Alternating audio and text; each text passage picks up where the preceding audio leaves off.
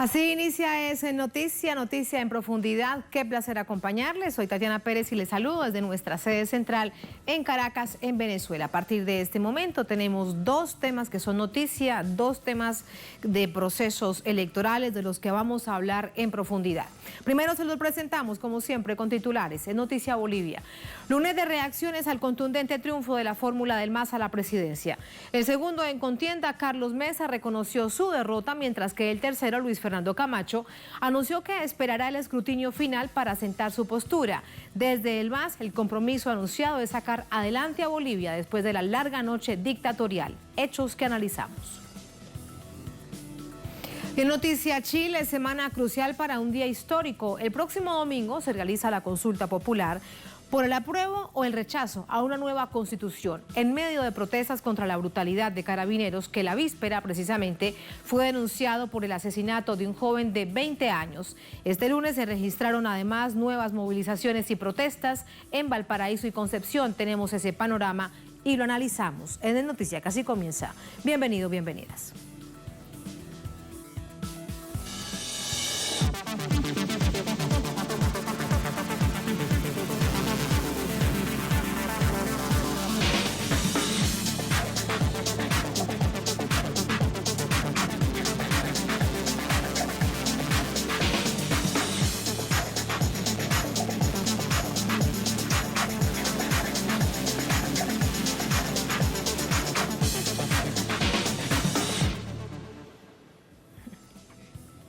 En Noticia Bolivia, el país reacciona a la aplastante victoria electoral del binomio Arce-Choquehuanca, que tendrá la compleja tarea de gobernar los próximos 5 años.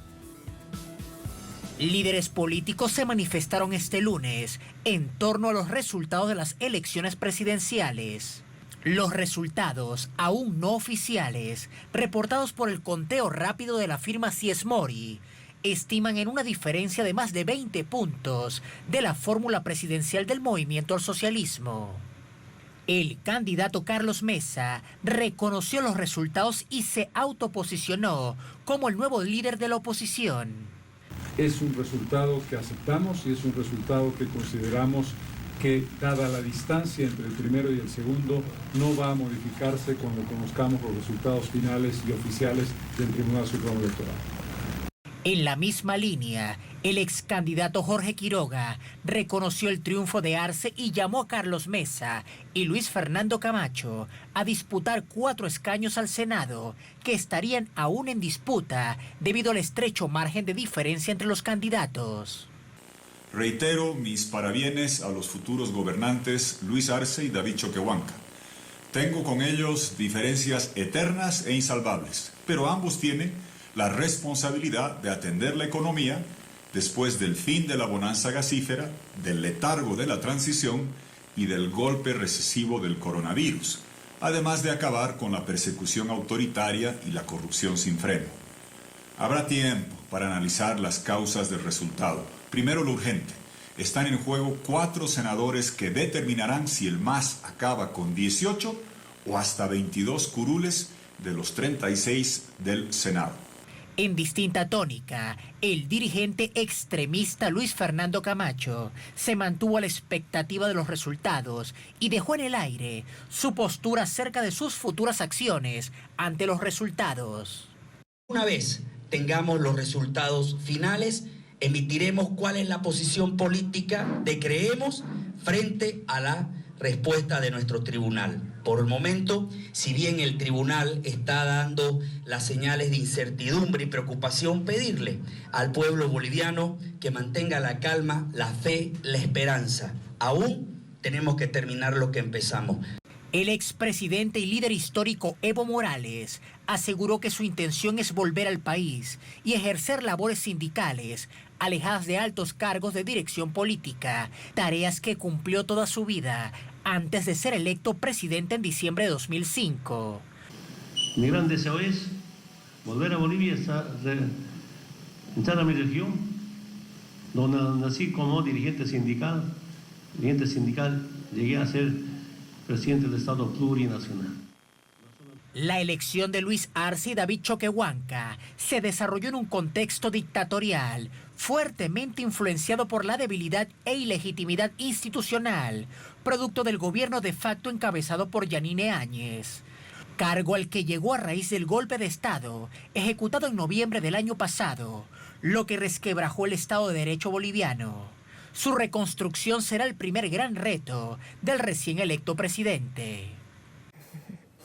Sumamos más información a esta hora desde La Paz con nuestro corresponsal Freddy Morales. Freddy, muy buenas noches. Esta noche precisamente ha hablado en una rueda de prensa el Tribunal Supremo Electoral, su presidente Salvador Romero.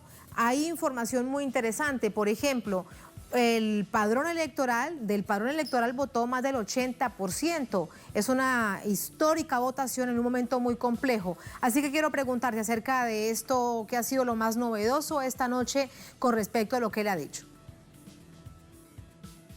Hola Tatiana, buenas noches. Efectivamente, en una rueda de prensa, el presidente del Tribunal Supremo Electoral, el señor Salvador Romero, ha señalado que el 87% de los habilitados en el padrón electoral para emitir su voto acudieron efectivamente a hacerlo este domingo.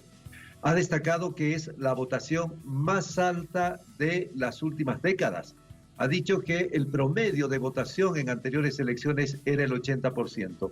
Y se destaca este detalle del presidente del Tribunal Electoral, Tatiana, porque este fue la participación de la ciudadanía en elecciones, uno de los argumentos que utilizó la derecha del país y sobre todo el gobierno de facto para justificar la postergación varias veces de las elecciones nacionales. Recordemos que se postergaron del 3 de mayo al 2 de agosto al 6 de septiembre. Finalmente se realizaron ayer, 18 de octubre. ¿Cuál era el argumento, uno de los argumentos centrales del gobierno de facto y de la derecha para aplazar las elecciones? Precisamente que la gente no iría a votar. Decía, ¿para qué hacer elecciones si la gente no va a acudir a votar? Porque es primero la vida. Salvemos la vida de la gente primero antes que ir a elecciones. La gente no quiere elecciones, quiere ir a salvar su vida, quiere salvar su vida y por eso habrá ausentismo. No será representativa la decisión que se tome en las urnas si hay elecciones.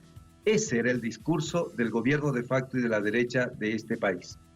Pero cuando ya fue imposible parar la realización de los comicios, recordemos que en agosto una movilización de sectores sociales durante 12 días bloqueó las principales carreteras del país, instaló 200 puntos de bloqueo para exigir que este año se realicen las elecciones.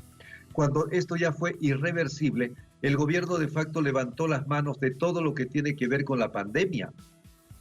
Y a partir de allí se dieron casi totales libertades como si no hubiese pandemia en Bolivia.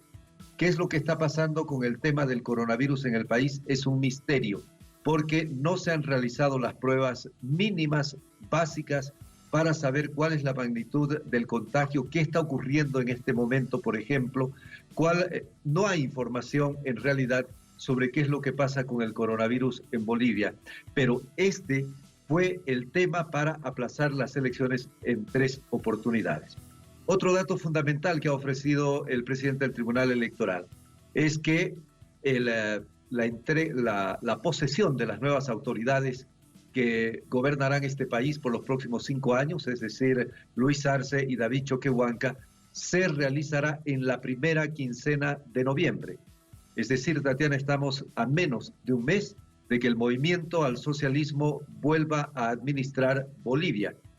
Y casi a un año exacto va a ocurrir esto del golpe de Estado del 10 de noviembre del año pasado. De modo que estos, creemos, son los datos fundamentales. El presidente del Tribunal Electoral, además, ha destacado que todas las autoridades electas en esta ocasión, ayer domingo, tienen una alta autoridad moral, porque son fruto de una elección absolutamente transparente. Ese es el criterio, y en esto coinciden efectivamente los veedores internacionales que en más de una decena han estado acompañando este proceso. Recordemos que los 4 tradicionales, podríamos decir, grandes instituciones de observadores internacionales estuvieron presentes, pero además varias otras instituciones latinoamericanas y europeas invitadas, ya sea por partidos políticos o por la Asamblea Legislativa, también estuvieron presentes.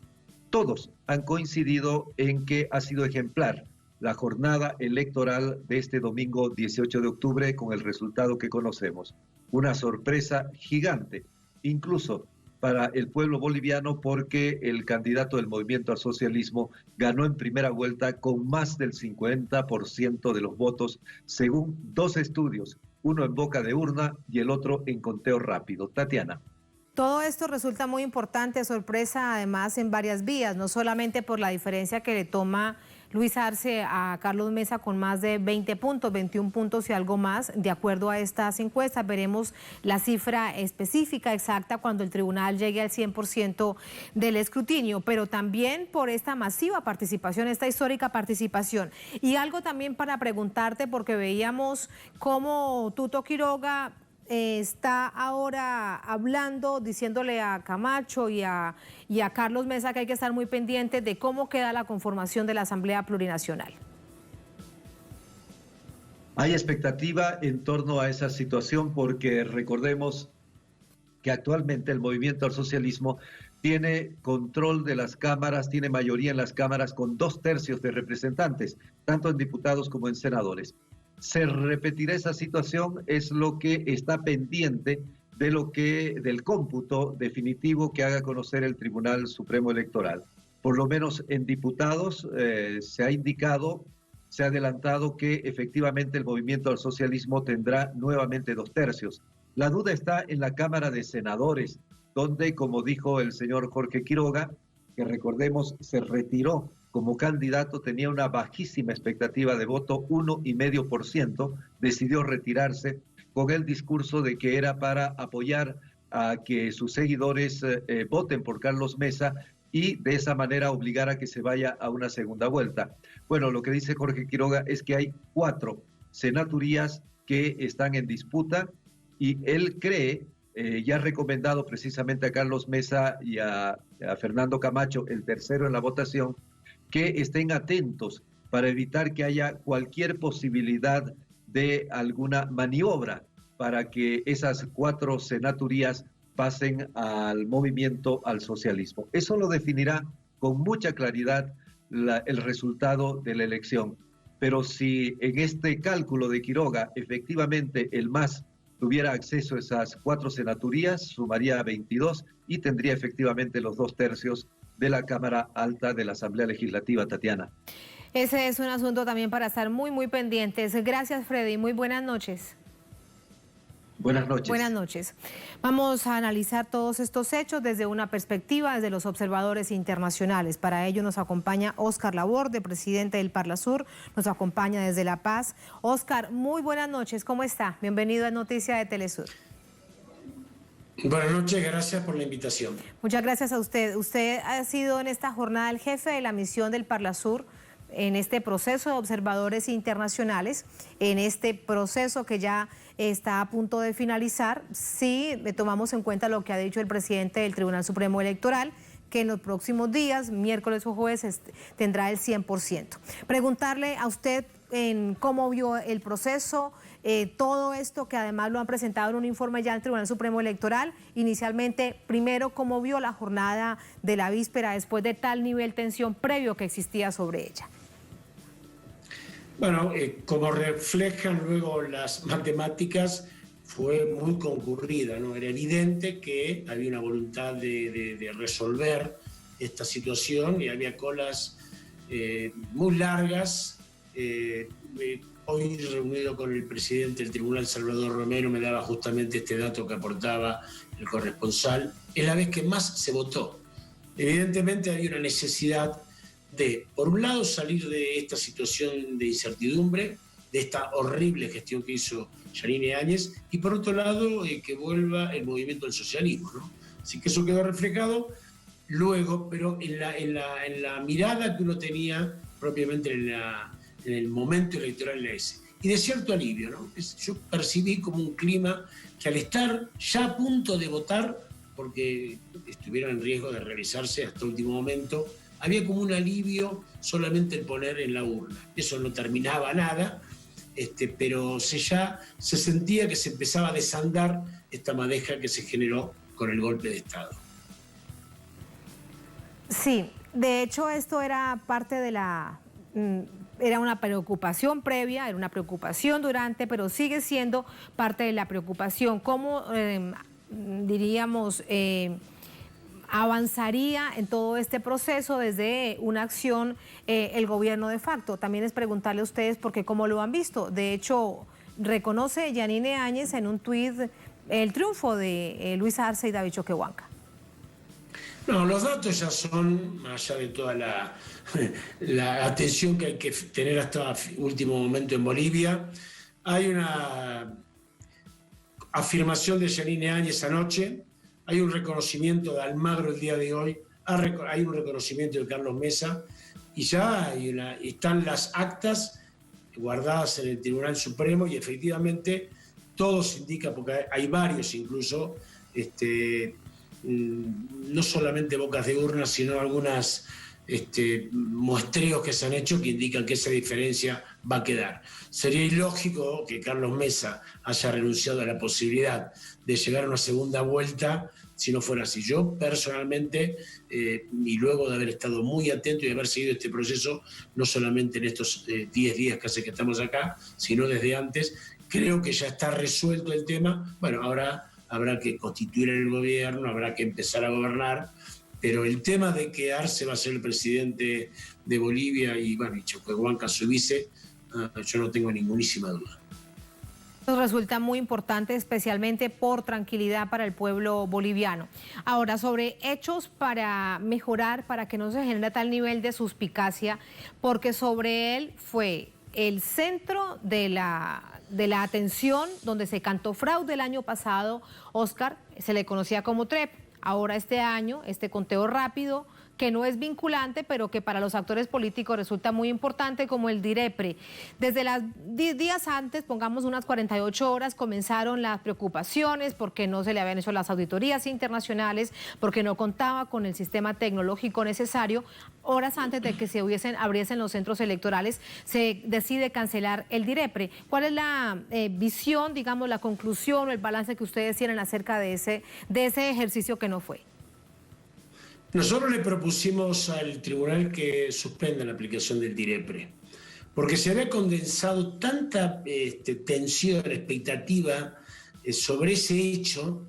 No todos hablaban qué pasaría después de las 6 de la tarde, de las 7 de la tarde, y era un instrumento que puede ser hasta aceptable para un tribunal superior, pero era inconveniente que apareciera, ¿no? Entonces hubo un pedido nuestro, hubo un pedido de las Naciones Unidas, hubo diferentes organismos que sugirieron, que pidieron, que aconsejaron, pero que en general se le llevó la preocupación al tribunal, que la aceptó, de que lo mejor era esperar hasta que se contaran las boletas, y eso se ha hecho. Ahí aparece esta boca de urna que, bueno, lo que determina y lo que refleja es esta sensación que había, que el MAS había arrasado, ¿no? Pero el DIREPRE fue concebido como una herramienta y terminó transformándose en la estrella de la jornada, con lo cual estuvo bien separarlo. Esa era la propuesta que trajo el Parlasur y así se lo hicimos saber. Nosotros nos alegró cuando en aquel sábado a la noche se suspendió la aplicación del DIREPRE. No deja de preguntarse, Óscar, si hubo 3 momentos de elecciones que fueron aplazadas. ¿Qué pasaba entonces en ese tiempo que no tenía lista la plataforma del conteo rápido? Es algo que también sigue rondando, porque se aplazó en varias oportunidades el proceso de elecciones generales. Sí, a mí me parece que ya esos temas son, digamos, para investigadores o para politólogos, ¿no? Se hizo como se hizo, nunca fue vinculante el DIREPRE, las urnas han llegado completas al Tribunal Supremo. Debatir sobre qué hubiera pasado, si en mayo se hacía, tal vez se suspendía, tal vez no. Sinceramente no puedo asegurar eso y no veo que tenga en esta circunstancia un valor. Creo que lo que hay que hacer es garantizar que se termine de contar, empezar a conversar como para salir de esta situación, y cuando tengamos el conteo definitivo, insisto, ¿no? Digamos, eso va a quedar a futuro a ver si el nuevo tribunal o este mismo tribunal aplica o no un conteo rápido. Duda, es un asunto para revisar porque vienen muchos otros procesos electorales en el país y estas situaciones quedan para la historia. Ahora, Oscar, con respecto a la tardanza en la información entregada, que debían entregar unas empresas que habían sido autorizadas por el gobierno para dar resultados a boca de urna, más de 4 horas a la espera, y aparece entonces el nivel de presión del movimiento al socialismo, de otros movimientos, organizaciones políticas y etcétera, en general, de la preocupación nacional porque estaba llegándose a la medianoche y no habían resultados. ¿Qué crees que fue lo que pasó? Bueno, hubo mucho más gente que votó de la que hizo falta, pero hay una ansiedad exagerada en irse a dormir el domingo a la noche sabiendo quién es el presidente, ¿no? A mí me parece que incluso el propio MAS tenía un sistema de conteo que no lo expuso. Ustedes saben que el MAS había imaginado, había preparado, había informado, había difundido un sistema de conteo que no lo hizo. Debería haber tenido los mismos problemas que la empresa, o estaría en un acuerdo con la empresa para no difundirlo. Si no es que no solamente lo difundió la jubilación, perdón, la Fundación Jubileo o Philip Morris, tampoco lo hizo el MAS. Entonces, evidentemente hubo un tapón, pero insisto, lo válido, lo real, lo vinculante, lo definitivo, son las boletas que están contándose ahora, demoradas efectivamente, pero que van a ser la definitiva. Estamos a lunes, ni siquiera hace 24 horas que terminó la jornada, donde se resolvió. Sí, lo importante es que la gente pensó en un momento que tal vez el MAS había cometido algunos errores. Ahora lo respaldó no solamente la gente que no había votado en aquel momento, sino que amplió su votación. Eso es el dato fundamental. Y eso va a ser reflejado cuando martes o miércoles, o tal vez jueves a la mañana, tengamos el conteo definitivo. Vamos a estar muy pendientes de ello. Oscar, gracias por ese análisis. Muy buenas noches. Que tengan buenas noches. Gracias, muy buenas noches. Vamos a continuar el análisis ahora desde esta perspectiva política con distintos escenarios que vienen ahora con el gran desafío que significará la gobernanza para el movimiento al socialismo en cabeza de Luis Arce y David Choquehuanca. Para ello nos acompaña Jorge Richter, él es politólogo, nos acompaña también desde La Paz. Jorge, ¿cómo está? Muy buenas noches. Buenas noches, un cordial saludo para toda la audiencia allá en Caracas. Muchísimas gracias. Jorge, primero preguntarte acerca de este resultado que entrega con respecto al padrón electoral y la histórica votación sobre el 87% es el porcentaje que entrega el Tribunal Supremo Electoral esta noche. Así es, la votación ha sido verdaderamente en algunos ámbitos inesperada, sobre todo en los sectores del centro hacia la derecha del país. Ellos estaban aguardando una expectativa y una esperanza política también de que el país finalmente les concediera la oportunidad de ir a una segunda vuelta.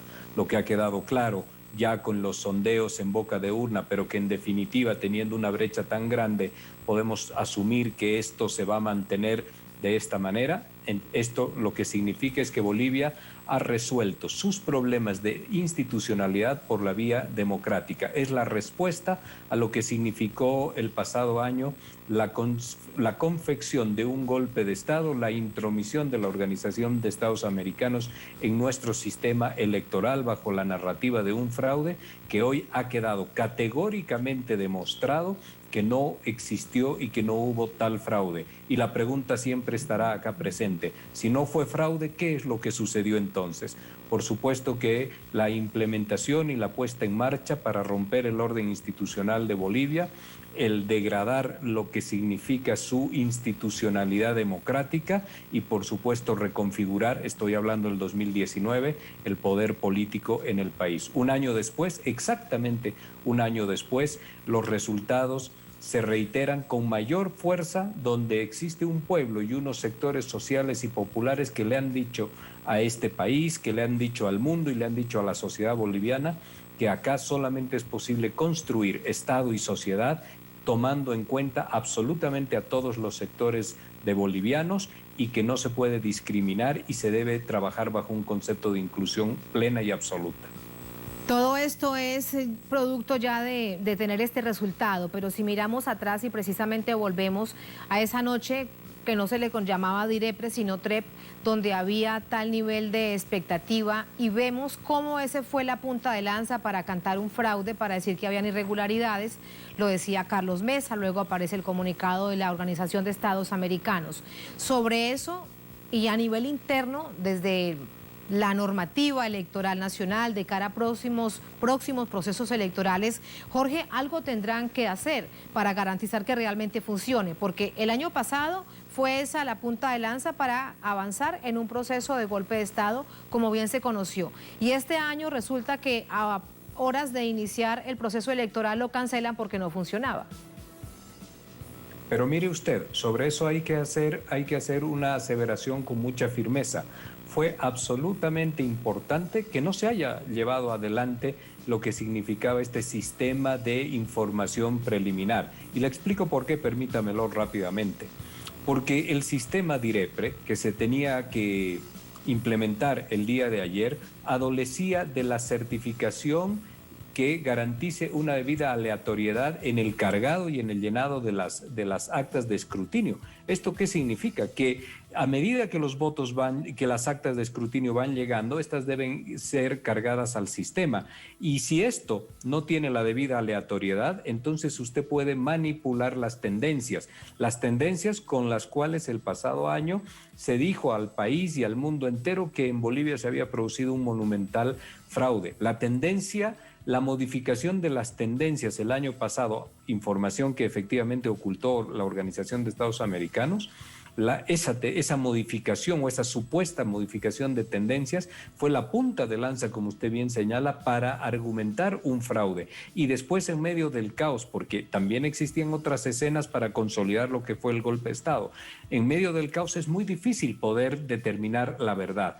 Esto se les advirtió a los distintos observadores internacionales, también al señor Oscar, que estaba con usted hace un momento, y se les explicó que la ausencia de una debida certificación de esa aleatoriedad iba a producir en Bolivia un enfrentamiento, porque distintos mecanismos, bien comunicacionales o de análisis político, de los sectores de análisis funcionales a la derecha de este país, iban a afirmar que había una tendencia que llevaba a la segunda vuelta. Al retirarse esto, hemos quedado, por supuesto, solamente reducidos a la información veraz, que es la que está contando el Tribunal Supremo Electoral. Ahora bien, la preocupación estuvo en que de forma paralela a esto que hemos visto el día de ayer, los estudios en boca de urna, también se debió haber tomado una resolución al respecto, o bien prohibirlos o señalar específicamente cómo debían ser estos presentados al país, en lo que significa sobre todo tiempos. La demora y la tardanza de ello es lo que generó cierta zozobra y cierta rumorología instalada ya en redes y en medios de comunicación. Pero finalmente se pudo sobreponer la situación, resolver, la situación, Jorge, porque y darle al país información verídica. Porque no es necesario someter al país a tal nivel de angustia, de zozobra, de incertidumbre. Y la norma es bastante clara, decía que a las 20 horas, dice la legislación, lo leímos de hecho para toda nuestra audiencia, estaba autorizada las empresas que a su vez habían sido autorizadas. La pregunta tendrá que ser, tal vez no en este momento existe una respuesta, pero la pregunta habrá que saber qué fue lo que realmente pasó para que escenarios como estos no se repitan, o si tienen que hacer cambios en la legislación electoral. Esto que usted señala es correcto. La demora fue exactamente de 4 horas. Y esas 4 horas en el medio siempre estará el interrogante. La diferencia ha sido muy grande y por eso en este momento no se discute y se debate, pero estará el interrogante si las dos empresas que tenían a su cargo esta información y que después casualmente también la presentan de forma simultánea, lo que la interrogante le decía que habrá que resolver es si estas dos empresas tuvieron algún tipo de presión política para frenar la comunicación de estos resultados. Si el poder político atravesó estos estudios, esto habrá que averiguarlo por una cuestión de transparencia, de certidumbre y de confianza en nuestro sistema electoral. Pero ya es un hecho claro que los resultados muestran una tendencia que ha reconocido el mismo señor Mesa, que ha reconocido la señora Áñez, y que efectivamente esto ya nos permite hablar de un presidente y vicepresidente electos en este momento. Una situación que viene a posteriori en términos de desafío de reconstrucción del país, y la uno, Jorge, para conocer su análisis. Una, ¿qué hacer con un sector que le ha hecho tanto daño a la población? Me refiero a los militares, particularmente a las fuerzas militares del país. También la policía tiene una gran cuota de responsabilidad, pero ¿qué hacer? Y en ese mismo sentido, hay una derecha que, por ejemplo, en el caso de Carlos Mesa dice: yo soy la cabeza de la oposición, mientras que Luis Fernando Camacho, que también tuvo una votación importante en Santa Cruz, dice que esperará los resultados definitivos del Tribunal Supremo Electoral.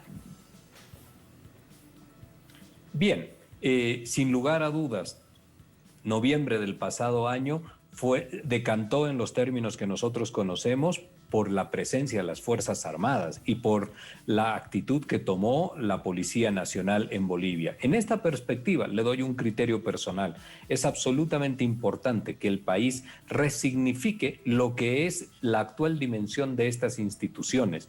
Esto quiere decir que tenemos que preguntarnos si Bolivia requiere de Fuerzas Armadas y Policía Nacional de la magnitud que actualmente se tienen en el país. Esto es importante porque también hay que observar que el no acatamiento al poder civil, como lo señala la Constitución Política del Estado, no puede convertirse en un peligro latente que esté como una espada de Damocles sobre la institucionalidad, la constitucionalidad de Bolivia.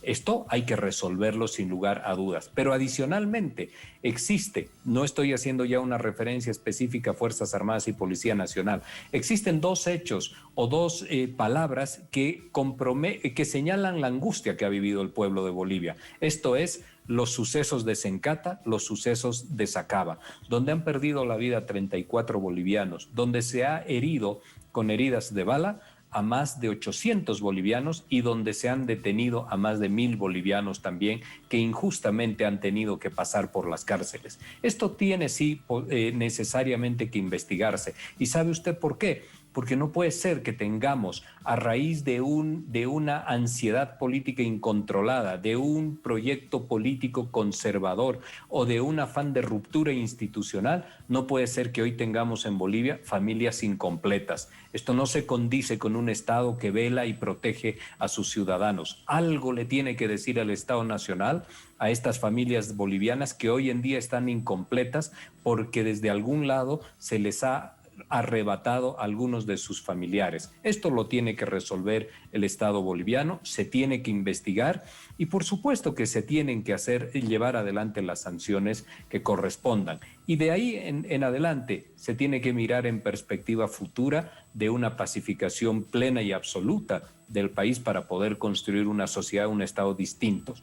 Pero lo sensible que fueron las matanzas en Sencata y en Sacaba, esto sí, por supuesto, se tiene que investigar y estimamos que el gobierno tomará recaudos en esa línea. Debe haber justicia. Sin duda, la paz es fundamental en el país. Hay mucho que recomponer, pero se necesita verdad y justicia en muchos hechos, particularmente en estas masacres de Sacaba y Sencata. Jorge, gracias por ese análisis. Como siempre, un placer y muy buenas noches. Para mí usted sabe que es un gusto estar en su programa. Un saludo a toda esa enorme comunidad de la patria latinoamericana. Muchísimas gracias. Patria latinoamericana que hoy festeja el triunfo del MAS en Bolivia. Gracias, muy buenas noches. Buenas noches. Así nos vamos a la primera y única pausa en esta emisión de Es Noticia. Al volver Es Noticia Chile, Semana crucial para un día histórico. El próximo domingo se realiza la consulta por el apruebo o rechazo a una nueva constitución en medio de protestas contra la brutalidad de Carabineros, que la víspera fue denunciado por el asesinato de un joven de 25 años. Este lunes además se registraron nuevas movilizaciones, protestas en Valparaíso y Concepción. Son hechos que les presentamos y analizamos al volver en el Noticia.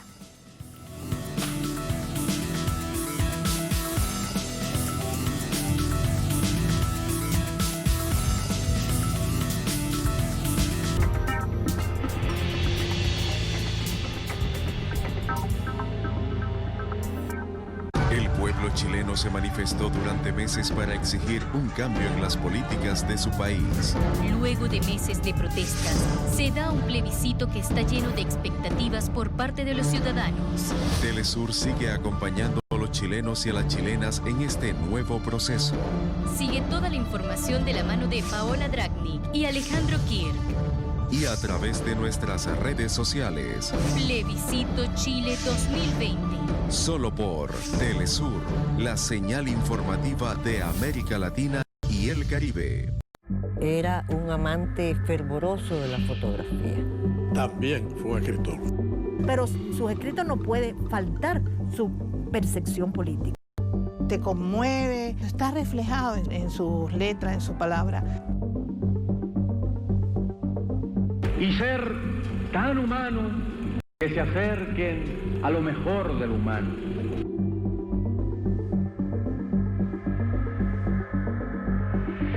Sábado, solo por Telesur. Sigue minuto a minuto nuestra programación, ahora disponible también en audio a través de nuestra página web.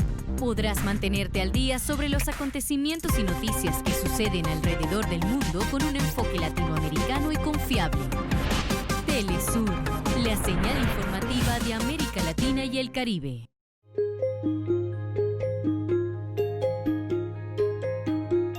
Trascendemos fronteras. Estamos presentes en cada acontecimiento. La ventana que te acerca a los pueblos.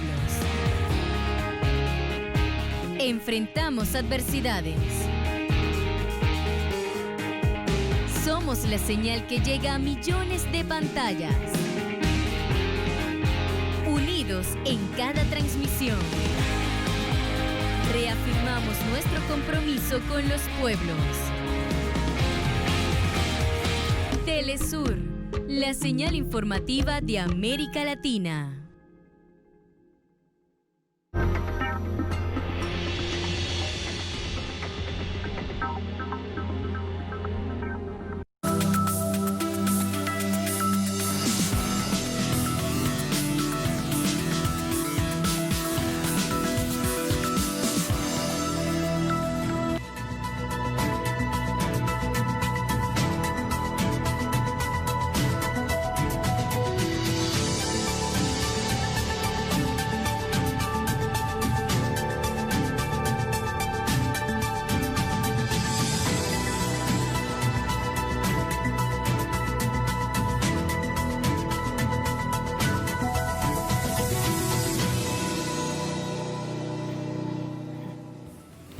En Noticia Chile, cacerolazos y velatón esta noche en honor al joven Aníbal Villarroel, asesinado por agentes de Carabineros, según denuncias de vecinos de la población La Victoria.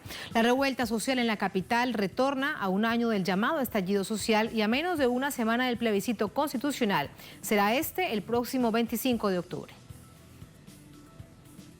A un año del llamado estallido social, más de 25.000 personas volvieron a tomarse las calles de Santiago para exigir un cambio. Aunque las concurridas manifestaciones en la víspera transcurrieron de forma pacífica, se produjeron varios hechos aislados violentos en el centro de la capital, como la quema de 2 iglesias, enfrentamientos entre barras bravas de fútbol, saqueos y represión de carabineros. El presidente Sebastián Piñera dio un balance de la jornada. Ayer se produjeron más de 107 eventos violentos en nuestro país, que dejaron 643 personas detenidas por parte de Carabineros y la Policía de Investigaciones, y que significaron 118 carabineros y policías lesionados. El mandatario no se pronunció sobre el asesinato del joven Aníbal Villarroel en la población La Victoria en medio de las protestas. Según la versión del subsecretario del Interior, Juan Francisco Galli, la muerte del joven se produjo en medio de un intercambio de disparos con armas de fuego entre los efectivos policiales y manifestantes. Sin embargo, testigos denunciaron que agentes de carabineros le dispararon perdigones a quemarropa. Le habría disparado de frente y nos confirman su fallecimiento en un CEFAM del sector. Lo que manejamos hasta ahora es que este muchacho dejaría una hija chiquitita y ya lamentablemente, con mucha rabia y con mucha pena, informamos y confirmamos el fallecimiento del poblador de La Victoria, vecino, que habría sido asesinado a mansalva por un efectivo de carabineros hace algún rato. Además, Carabineros se ve envuelto en un escándalo luego que se descubriera que un agente usurpó la identidad de un joven de 15 años para infiltrarse en las protestas. El verdadero Giovanni Arévalo, de la comuna Alto Hospicio, población Lo Hermida, denunció que fue detenido por Carabineros en junio de este año y en ese contexto perdió sus documentos. Arévalo señaló que el policía identificado como Óscar Cifuentes Salgado no solo se infiltró en la comunidad, sino que financió la compra de gasolina para bombas Molotov. Lo vio lanzando contra carros de carabineros e incitaba a ataques contra los efectivos. El ministro del Interior justificó esta acción y considera que es necesario brindar mayores herramientas a los efectivos para evitar que sean descubiertos. Cuando el Estado requiere que un policía se infiltre en organizaciones criminales, se infiltre en organizaciones violentas, indudablemente le tiene que dar toda una protección y toda una cubierta de legalidad a través de carnet de identidad, a través de una serie de elementos para que pueda hacer su trabajo. Él fue mandado a infiltrar una organización y poder detectar a quienes estaban atacando, usando armas, usando bombas Molotov. Y yo creo que fue una buena función. Que haya sido descubierto, sin duda, es una falencia que tenemos que superar. Las protestas en Chile retornan a una semana de decidir si se cambia la constitución actual, promulgada bajo la dictadura de Augusto Pinochet. Este domingo, los ciudadanos deberán determinar además cuál será el sistema para redacción del nuevo texto en caso de que gane la primera opción, Convención Constitucional, 155 integrantes elegidos para este efecto, o Convención Mixta, 86 parlamentarios en ejercicio y 86 personas electas para esta función. Esta será la decisión que tome el próximo domingo el pueblo chileno. Entre tanto, esta es una noche de cacerolazos y de velatón por el asesinato por parte de Carabineros de este jovencito de 25 años. De esto conversamos a esta hora con Paola Draghi. Hola Paola, muy buenas noches. Sigues allí precisamente en los alrededores de esta velatón. ¿Cómo estás, Tatiana? Buenas noches, un gusto saludarte. Mira, estos son los lugares que el ministro del Interior, Víctor Pérez, dice que hay que infiltrar. Estos son pobladores de la población La Victoria, muy similar a la población Lo Hermida, que tú conoces bien. Hemos hecho también despachos desde allá. La criminalización de la protesta social. Y escuchar al ministro del Interior, Víctor Pérez, donde dice que el problema en realidad ha sido que ese agente policial fue descubierto. Pues ayer, durante la tarde, se hacen detenciones de quienes habrían participado en los incendios de las dos iglesias, una de Carabineros, y se filtra nuevamente la información que uno de los encapuchados que estaba afuera de este incendio en la iglesia de Carabineros sería un funcionario, esta vez de la Marina, de la Armada, y esto ha sido confirmado por la Marina. Es decir, al parecer la inteligencia, como dice el ministro del Interior, está teniendo varias falencias, o es parte de la inteligencia el que sean descubiertos los agentes, no lo sabemos, pero aquí en la población La Victoria la gente está tremendamente molesta porque las versiones del subsecretario Gali Dicen que el asesinato del joven Aníbal Villarroel ocurre en un enfrentamiento, dando a entender que Aníbal habría disparado. Aníbal iba en una bicicleta pasando por esta avenida, que es una avenida muy importante. No sé si puedes ver, es la avenida departamental que une gran parte de la capital. Es una vía habitual por donde se trasladan los trabajadores en bicicleta y es ahí donde él recibe este impacto que además fue de bala y atravesó su cuerpo dándole muerte. Hemos conversado con el padre de Aníbal. Es realmente conmovedor, Tatiana, entender que hoy día el asesinato de un joven que deja una pequeña de 5 años, a quien todavía no le dicen que su papá ha sido asesinado por el Estado de Chile, y que este país esté más preocupado de la quema de una iglesia o de una pelea de barras bravas, cuando aquí hay un nuevo muerto en manos del Estado, a quienes se hace creer que fue por parte de un enfrentamiento. Y la verdad es que los testigos que están acá, los videos que están apareciendo, dan cuenta de que nuevamente fue un ataque a quemarropa el que termina la vida con este joven a solo 5 días del plebiscito. A solo 5 días del plebiscito, precisamente a solo 5 días de un hecho histórico, Paola, y se registra de nuevo este acto de violencia que aumenta la herida después de todo este año de brutalidad policial. Tendrá que investigarse rápidamente. Te pregunto si el Instituto Nacional de Derechos Humanos ha planteado alguna postura al respecto. El Instituto Nacional de Derechos Humanos hizo una pequeña pronunciación a través de su cuenta de Twitter hoy. Ayer, durante la noche, cuando varios periodistas supimos esta información y la chequeamos con pobladores de acá de La Victoria, tratamos de comunicarnos con el Instituto Nacional de Derechos Humanos, pero la verdad es que la política que estamos viendo por parte del INDH durante este año del estallido es completamente distinta a la recepción que teníamos el año pasado los periodistas que estamos en la calle cubriendo las protestas y las distintas manifestaciones del estallido social. Recién se pronunciaron hoy con un breve Twitter llamando a la investigación del caso. El padre de Aníbal nos ha confirmado que recibió una llamada del Instituto Nacional de Derechos Humanos, no así del gobierno. Sin embargo, hasta que él no pueda saber qué ha pasado con el cuerpo de su hijo, se puedan hacer las pruebas balísticas. De hecho, aquí, a 2 metros de donde estamos nosotros, están los impactos de bala que dieron muerte a Aníbal y no se han hecho hasta ahora los peritajes y tampoco la familia ha tenido detalles respecto de qué va a pasar con el cuerpo de este joven. Todo esto que nos dice, uno lo que plantea es, bueno, es increíble, pero es la realidad y lamentablemente se ha convertido en algo cotidiano en el país. Gracias, Paola, muy buenas noches. Vamos. Buenas noches, Tatiana. Buenas noches. Un asunto que vamos a analizar en toda esta dimensión con Sergio Grez, es historiador, académico de la Universidad de Chile, nos acompaña también desde Santiago. Profesor, ¿cómo está? Muy buenas noches. Muy buenas noches, gracias por la invitación. A usted muchísimas gracias. Veíamos en la víspera movilizaciones que fueron multitudinarias, que fueron una fiesta, porque marcaban además ese primer año del estallido social en el país. Luego se tornaron violentas por aquellas barras bravas. Por ahí primero quiero conocer su visión. Barras bravas que no habían aparecido durante todo el año, que de hecho tenían una cierta reconciliación y entendían que lo más importante era luchar por el cambio de país. ¿Qué cree usted que fue lo que pasó? Un hecho notable de la rebelión popular que se inició hace justo un año fue esta entente entre las barras bravas de los principales equipos nacionales, los dos más populares, Universidad de Chile y Colo-Colo, que contrariamente a una larga tradición de enfrentamientos, decidieron reconciliarse y enfrentar lo que han considerado un adversario, un enemigo común, las fuerzas represivas del Estado, particularmente la policía de Carabineros. Por tanto, resulta altamente sorprendente lo ocurrido ayer.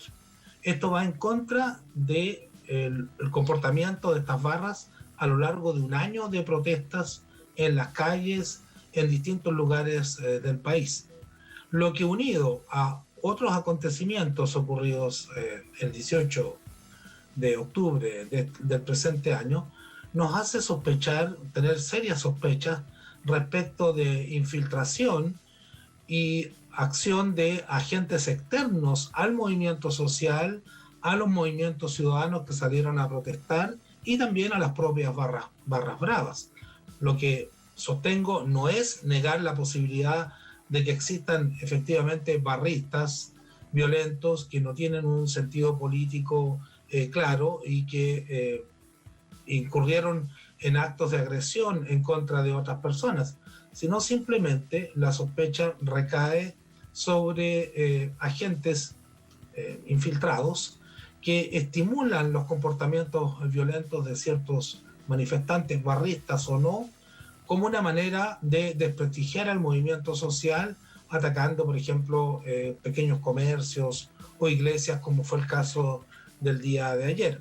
Cabe señalar que en uno de los ataques a iglesia que fue completamente destruida, se arrestó a un miembro de la Marina de Guerra del país, lo cual arroja luces respecto del comportamiento de ciertos elementos, individuos o secciones de las Fuerzas Armadas y de la propia policía, ya que, como tal, lo han expresado ustedes a través de vuestra corresponsal en Chile, en días anteriores fue descubierto un agente provocador de la policía de Carabineros que actuaba no en el seno de una organización criminal, como ha dicho el ministro del Interior, sino simplemente de una organización social de autoayuda popular, lo que en Chile denominamos las ollas comunes, es decir, estas iniciativas tendientes a dar alimentación a la población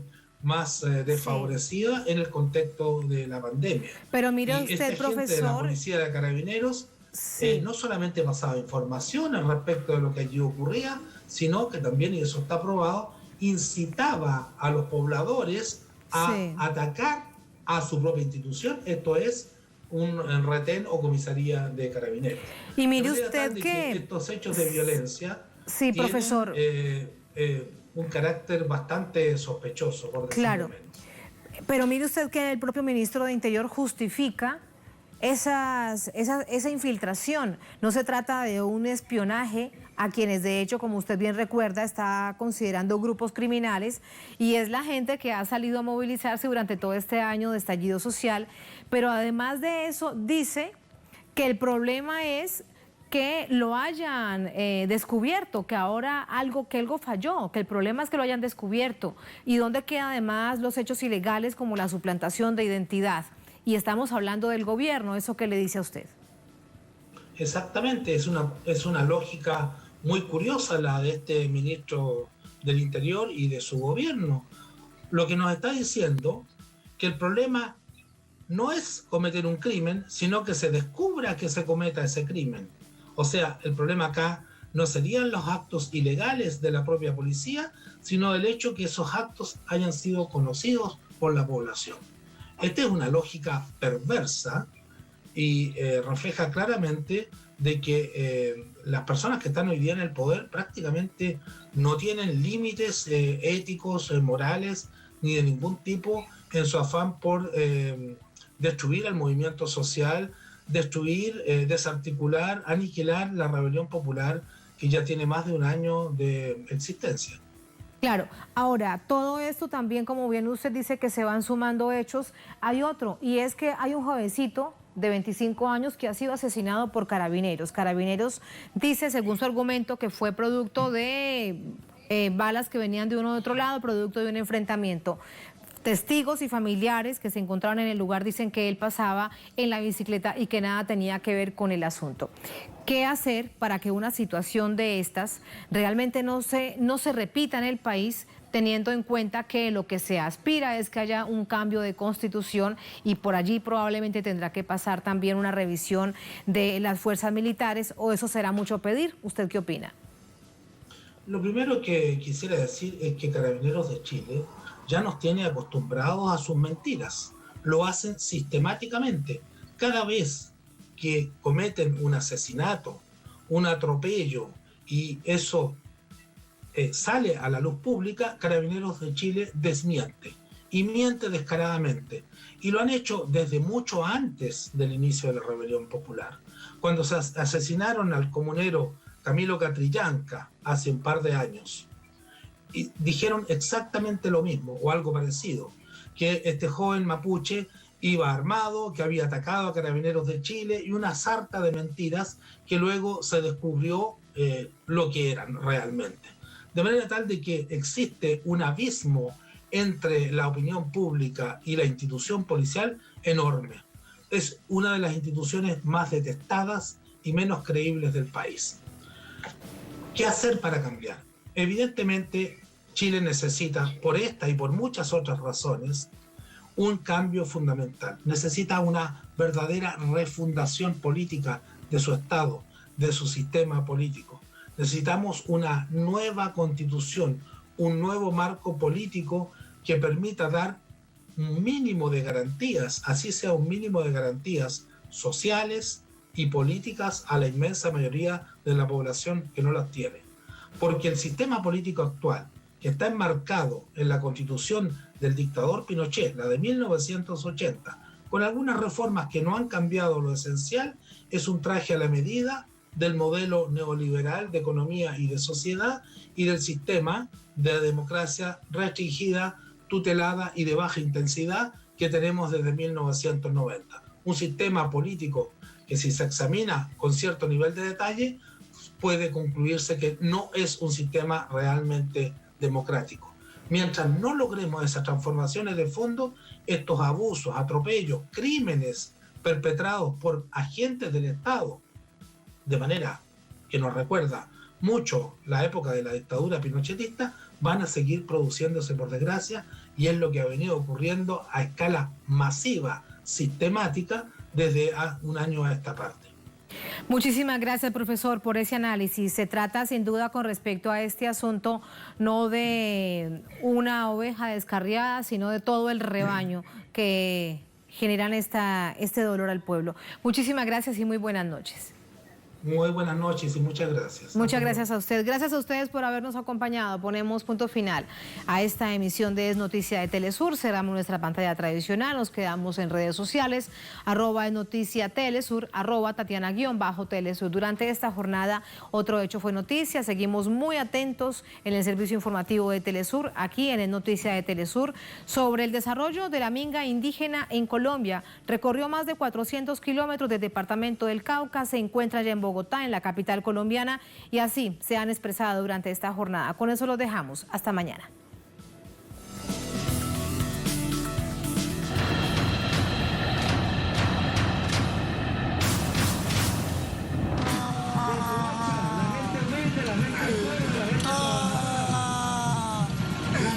Ese sistema capitalista, ese desgobierno me está desangrando.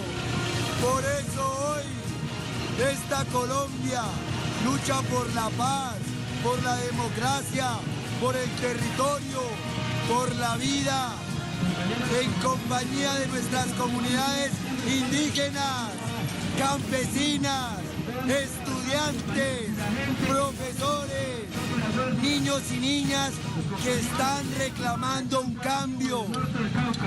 Abajo el desgobierno fascista, paramilitar, extractivista.